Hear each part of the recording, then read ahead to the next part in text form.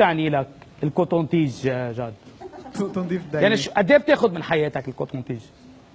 بعد قد ايه؟ دقيقة، أقل من دقيقة كمان، 20 ثانية. شو بتعملها هيك وبتكبها بالزبالة؟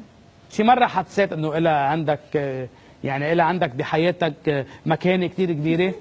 ولا مرة؟ ولا مرة بس قدرت لها شو الشعور اللي بتعطيك إياه؟ اقعد احكي معها يعني؟ لا إنه الشعور اللي بتعطيك إياه، هل هو قريب للنشوة؟ لا عادي، شعور مهضوم، بتنظف دينك وبتكبهم.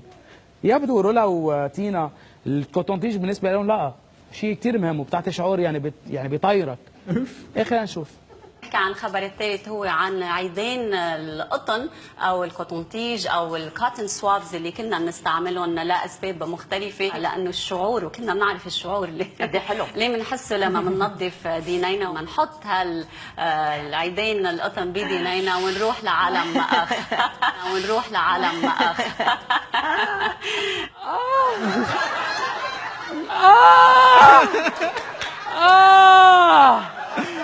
جاد who's your daddy مان، عم بروح على عالم اخر.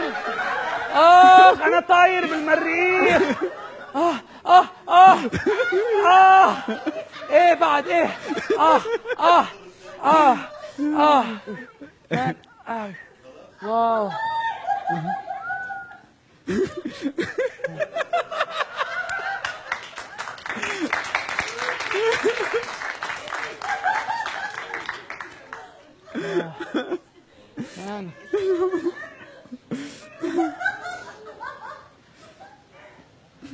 مرتي عرفت اني عم خونها مع الكوتونتيج. شفت بيب اللي بضل بالحمام 3/4 ساعة من بعد ما خلص تواليت.